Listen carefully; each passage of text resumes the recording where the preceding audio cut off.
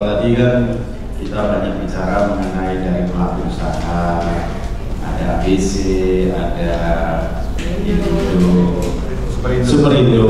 Nah, kami dari pemerintah, Bapak Ibu ketahui bahwa saat sekarang ini Bappenas menyusun rencana sampai kita 2045. Mungkin kalau di medsos itu ada judulnya Indonesia Emas 2045. Jadi kalau Indonesia Emas betul-betul kita harapkan 2045 itu pendapatan daripada penduduk kita sudah lebih baik, gitu ya, sudah meningkat 6 kali lipat itu hitungannya, Bapak Ibu sekalian. Nah, sudah barang tentu keinginan untuk memperoleh makanan yang bergizi menjadi satu satu harapan besar. Oleh karenanya kami menyambut baik di sini.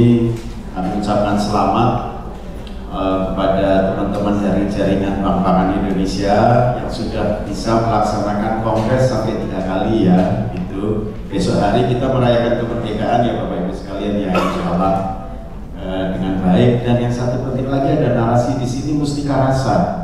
Bapak Ibu sekalian, tentunya ada yang pernah tahu nggak mustika rasa siapa yang pertama kali menyampaikan? Pak Soekarno ya. Kita pernah baca bukunya, betul ya Bu ya? Nah, alhamdulillah ini kita melihat lagi kepada pendiri bangsa bahwa mustika rasa atau tadi kedaulatan mulut. Prof. Ahmad Sulaiman, saya terkesan dengan apa yang disampaikan beliau. Tentunya tadi sudah disampaikan belum ya? Sudah ya. Baiklah Bapak Ibu sekalian, di hadapan Bapak Ibu sekalian kami perlihatkan bahwa apabila kondisi-kondisi sekarang memproduksi pangan itu diarahkan kepada pangan yang lebih memiliki aspek kegizian, di situ terlihat kalau kita investasi $1 itu hasilnya bisa lebih banyak, hampir yang di bagian sebelah kanan ya 48 kali. Jadi Pak Hendro sama Bu Wida, mohon nanti HOI ini juga concern, apalagi ada Prof. Ahmad Sulaiman, perhatian kepada aspek gizinya. Food labeling menjadi hal yang penting ya, pelabelan pangan yang situ ada tulisan nilai gizi. Saya pikir itu menjadi sangat penting manakala kita juga melakukan food donation yang tadi disampaikan.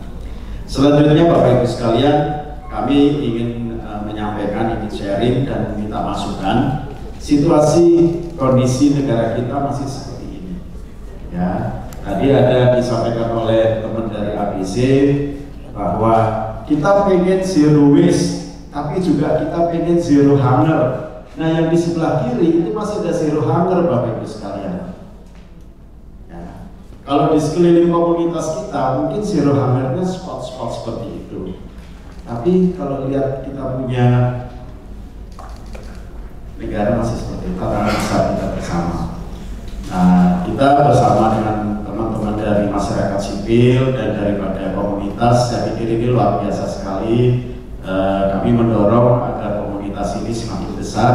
Yang paling penting, Bapak Ibu sekalian, adalah bagaimana komunitas bersama dengan pemerintah bisa membangun satu regulasi. Kalau umpamanya regulasinya tidak dibangun, keberlanjutannya ini menjadi satu hal yang tantangan buat kita ke depan. Di bawah terlihat bahwa kondisi, saya bicara yang padi dulu ya, padi stagnan, produktivitas dan yang lain, tantangan juga buat kita ya. Karena orang tanam padi nggak jual padi tapi jual beras, nah, tantangannya ada di situ. Kami lanjutkan. Bapak Ibu sekalian, persoalan besarnya selalu ada di sini. Siapa melakukan apa dan bagaimana. Jadi kita udah kalau rencana jangka panjangnya udah disusun, mekanisme seperti ini Bapak Ibu sekalian, kita menentukan langkah-langkahnya. PR-nya itu adalah action plan, rencana tindaknya apa. Jadi Pak Hendro dan Bapak Ibu sekalian dan teman-teman jaringan Bank Pangan, kalau bisa rembuk pangan ini menyampaikan rekomendasi, action, ya. Kalau kita udah nggak bicara besarnya, kita udah tahu zero waste, zero hunger reduction, apa itu pengurangan limbah pangan, kita udah tahu. Tapi tapi gimana langkah-langkah konkretnya. Nah itu yang kami juga membuka kesempatan untuk harapannya rembuk pangan itu betul-betul konkret gitu, hasilnya. Kita lanjutkan lagi Bapak Ibu sekalian, ini adalah yang kami buat, buat menunya ya. Jadi kalau umpamanya nanti donation pangan, kita coba lihat itu masuk ke mana itu. Apakah masuk ke pangan lokal, apakah masuk ke pangan akuatik, apakah masuk ke pangan nabati, apakah masuk kepada tata kelola pangan, apakah masuk kepada satu data pangan. Nah, ini adalah program-program yang memang kita susun di Bappenas untuk 5 tahun ke depan.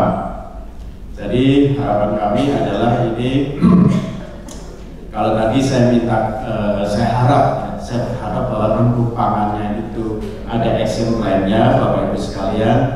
Kalau bisa setelah selesai ini Pak Moderator ya dengan teman-teman kita bisa kumpulin ini mau masuk kemana gitu. Donation program itu masuk kemana sih sebetulnya? Apakah masuk ke pangan lokal? Apakah masuk ke salah satu bisa dipilih di sini.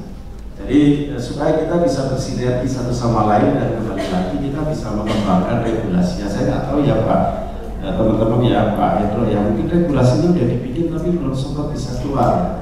Kita punya cadangan pangan ya, peraturan presiden tentang cadangan pangan sudah ada. Saya tadinya berharap bahwa food donation itu masuk kepada cadangan pangan. Itu dibuka peluang di situ. Dulu cadangan pangan hanya 3, pajali, padi, jagung, kedelai. Ya, sekarang ada 11 Bapak Ibu sekalian, ikan termasuk di situ. Nah ini yang banyak kita lupakan. Nah kalau di dalam pasal-pasalnya itu ada satu pasal menyatakan bahwa dalam rangka memperkuat cadangan pangan, bahasa Indonesia-nya apa ya? Apakah bank pangan gitu? Itu saya pikir menjadi semakin kuat kita melaksanakan kegiatan ini.